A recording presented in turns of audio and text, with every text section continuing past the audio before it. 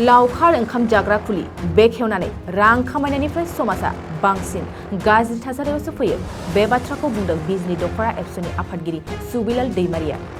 बिजनी दखरा एबसुनि सिङाव थानाय मंगलियान दालाय दुलाराय बर' फरायसा आफादा 30थि बोसोरसालिया जथुमा खुंफुंदों।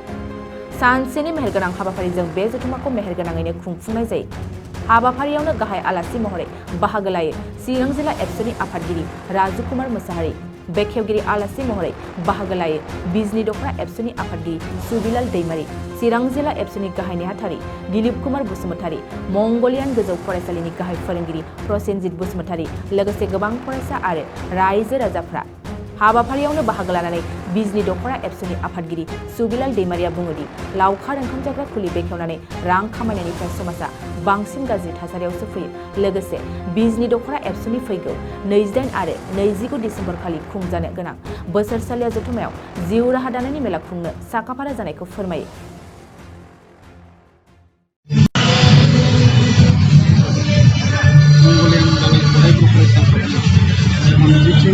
बोसोरसालिया जथुमा दा बिनि गेवलां मेलनि बेवहाय जोबनानै थांबाय। दिनै मंगलियान दालायखौ बोसोरसालिया जथुमानि गेजेरजों गोदान मोनसे आफाद दानानै लाबाय। दा बिनि आफादगिरि मिजिं बसुमतारी आरो गाहाय नेहाथारिया किंसन बसुमतारी। बिथांमोननिसिम बिजनी दखरा एबसुनिफ्राय गाहाम हामलायनाय बावबाय आरो दखरा एबसुनि सिंनि दालाय एबसु हिसाबै जोङो बिथांमोनखौ बरायनानै लाबाय। आरो दिनै जोङो रायजो राजाखौ लानानै गेवलां मेल जादों आरो बे गेवलां मेलाव चिरां जिल्ला एबसुनि आफादगिरि राजकुमार मुसाहारि बिथाङा रायजो राजाफोरजों सावरायनाय हाबाफारिखौ लानाय जादोंमोन। दिनै नोंथांमोननि चेनेलनि गेजेरजों जोङो बेखौनो फोरमायनो नागिरदों जोंनि थांनाय मिरु रोंगौसा सायख' आनजादनि 7थि खेबनिमोन। बेवहाय दुलाराय आसामावनो सासेल' फरायसा क्लास 10नि सासेल' फरायसाया क्वालिफाइड जानो हाबाय। दा बेनि थाखाय जोङो दुखु मोननाय फोरमायदों। मानोना 85ल' काट अफ मार्क होनाय जादोंमोन। 85 बै जाय सासेल' क्वालिफाइड जादों बियो 87 मोनदों। नाथाय बाखिया सेकेन्ड आरो थार्डआ क्लास 10नि सेकेन्ड आरो थार्डआ बिसोरो माने कनसोलेसनावसो होनाय जाबाय। आरो 9नियाथ' क्वालिफाइड जायासै सासेबो 85 मोनहैनो हायाखिसै। दा बेनि थाखाय जोङो दुखु मोनदों। जोंनि फरायसाफोरखौ जों दुलाराय बर' फरायसा आफादा गोबां समाव बायदि हाबाफारि लानानै मटिभेसन होबोदों, केरियार काउन्सिलिं होबोदों। नाथाय थेवब्लाबो जोङो जोंनि फरायसाफ्रा दिनै बे आनजादखौ उथ्रिनो हायाखिसै। दा आङो आसा खालामबाय फैबाय थानाय समाव जोङो मोजां रिजाल्ट मोनगोन फैगोन बोसोराव। आङो बेखौ आसा खालामो। आरो जोङो बिजनी दखरा एबसुआबो मिरु रोंगौसा सायख' आनजादावनो बिजनी दखरा एबसुनिफ्राय बिजनी दखरा एबसुनि सिंनिफ्राय जोङो सेथि, नैथि, थामथि मासि सायख'नानै बान्था होयो। आरो बिनि रिजाल्टखौ जों मोनबाय। जोंनियावबो दुखुनांथाव 77 जौखोन्दोल' मोननो हादों क्लास 9नि फरायसाया आरो क्लास 10नि सासे 73 जौखोन्दो मोननो हादों पास मोननाया। दा बे इसिबां जोङो नांगौ बायदि जोङो रिजाल्ट मोननो हायाखै। थेवब्लाबो जोङो आसा खालामदों फैगोन बोसोराव जोङो मोजां रिजाल्ट मोननो हागोन। आरो नोंथांमोननि चेनेलनि गेजेरजों साफ्रोमबो मेट्रिक केन्डिडेटसाफोरखौ जों खावलायदों क्लास 10नि फरायसाफोरखौ दिनैहाय बिफाना सोलोंथाइ बिफाना मोनसे नियम दुखुनांथाव बाथ्रा चिरां जिल्लायाव मेट्रिक रिजाल्टआव सबसे गाहायसिनाव थायो। नाथाय जों नुबाय जानुवारि जायैनि सिगाङावनो दिनै डिसेम्बर 22ल' बिनि सिगांनो दाखालिनिफ्रायनो डिसेम्बर हाबजेननायनिफ्रायनो गोबां जायगायाव पिकनिक स्पट खुलिबाय।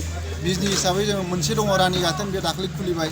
आरो चिरां जिल्लानि सिङाव गासै मोन 10निबो बारा पिकनिक स्पट खुलिनाय जाबाय। दा बेवहाय पिकनिक स्पटआव जौ जुवा लोंनाय जानाय जुदि बेवहाय आद्रा जाबाय थायोबा जोंनि क्लास 9, 10नि फरायसा जोंनि कलेज फरायसाफ्राबो बेवहाय गफबनानै थागोन। होमबा जोंनि रिजाल्टआ आरोबाव गाहायाव थांबावगोन। दा बेखायनो चिरां जिल्ला बिफानखौ जों खावलायदों। चिरां जिल्ला दुलाराय बर' फरायसाफोरनिफ्राय खावलायनाय जादोंमोन मोनफ्रोमबो पिकनिक स्पटखौ बन्द' खालामनानै होनांगौ मेट्रिक रिजाल्टआ मोजां जानांगौनि थाखाय। नाथाय दिनै बिफाननि जोंनि खावलायनाय बेखौ मानियाखिसै। गोबां जायगायाव पिकनिक स्पट खुलिबाय। बेनिखायनो जोङो फैगौ थान्दै मेलनि गेजेराव बिजनी दखरा एबसुनि 47थि थान्दै जथुमनि गेजेरजों सावरायगोन बै पिकनिक स्पटफोरखौ जोङो बिथांमोननि हेंथायै मा राहा लानो हायो। बिजनीयाव इसेबां गैसोआ मोनसे दङ रानीगाथोन होननाय बेवहाय खुलिनाय जाबाय। नाथाय बेखौबो जोङो बन्द' खालामजानो लुगैगोन।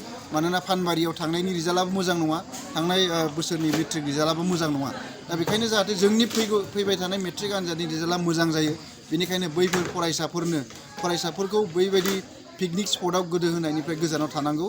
आङो साफ्रोमबो पिकनिक स्पट खुलिग्रा बिथांमोनखौ खावलायबाय बेजों जेबो समाज दानो हानाय नङा बेजों गुन गोनां सोलोंथाइबो मोननाय नङा बेवहाय नोंथांमोना साफा सानैया लोगो जानानै पिकनिक स्पट खुलिनानै रां खामायगोन नाथाय बिनि बांसिनै समाजा खहा जागोन फरायसाफ्रा खहा जागोन बेखौ आङो नोंथांमोननि चेनेलनि गेजेरजों खावलायहरबाय लोगोसे साफ्रोमबो बिजनि ओनसोलनि आरो साफ्रोमबो रायजो राजा नोंथांमोनखौ खावलायदों बिजनि दख'रा एबसुनि 47थि थाननै जख'न्थाइजों फैगौ 28 आरो 29आव सबायझार गोजौ फरायसालिनि गेलेग्रा फोथाराव जागोन आरो बेवहाय जोङो 29 डिसेम्बर खालि फरायसाफोरनि थाखाय केरियार मेला लानाय जादों गोबाङा दैजिं मेला लादों गोबाङा पिकनिक स्पट मेला लादों नाथाय जोङो फरायसाफोरखौ केरियार मेलायावसो थांहोनो थाखाय जों खावलायदों बेनिखायनो साफ्रोमबो रायजो